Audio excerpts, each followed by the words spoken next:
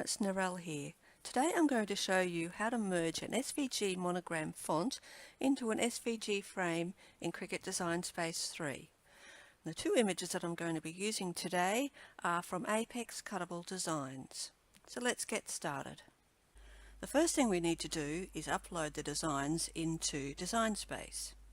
So we click on the Upload button and then Upload Image. Now at this point we have two options to import our SVG into Design Space.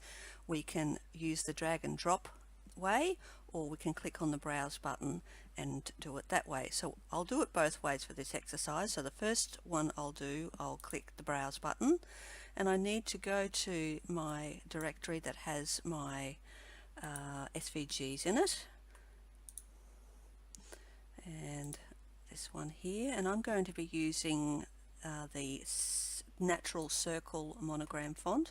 So I click in that, and now I need to go into the SVG directory. So there are all the files in that directory, and for this short tutorial I'm just going to be using ABC as my three letters. So for my letter that's going to be on the left, I'm going to make that A, so I need to go here and select circle A left. So I click on that, and that brings me to this screen, and if I want to I can click it, put a tag in here. I'm not going to bother for this exercise. I have done a video that shows how to create tags, so go and have a look at that one if you want some more information. So at this point I'm just going to click Save, and that's going to put it into my list of recently uploaded images. So there it is there. So now I need to go to Upload Image again and upload my other two letters. So this time, instead of clicking the Browse button, I'm going to just go down here to where I've got my file manager open, and I'm going to do the same thing, go to the SVG directory, and this time I want the B center. So I'm going to click and hold on that B center file, and I'm just going to drag that over to this window here, and it will insert it for me. So again I click Save, and then I'll go ahead and I'll click Upload Image again, and I'm going to go and get the C right. So I'll grab that one and put that one over there, and again click Save. So there are my three letters, and now I need to upload the SVG that I'm going to be using to put these three letters inside. So again I go Upload Image, I'm going to go down here to my file manager and go and look for that file that I want, and in this case it's this wreath one here. Again go to the SVG folder, and then we need to work out which one of these SVGs we actually want. So what I'm going to do is go up here and change to large icon so that I can actually have a bit of a look at what the SVG looks like.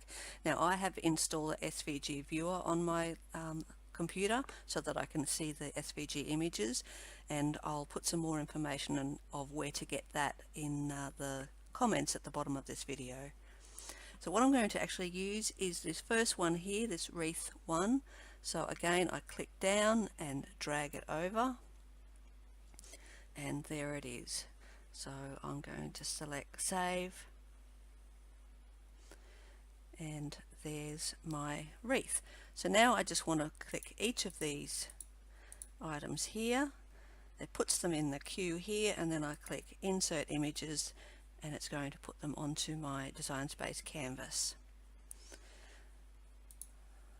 So now what I need to do is put these into the order that I want them to be in, and you can see by doing that it's formed the circular shape that we're actually after.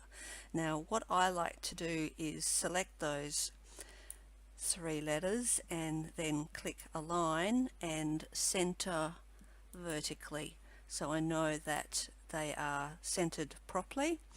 And then at that point I can then adjust the spacing between these three letters so that the tops of those letters there actually line up and form a perfect circle.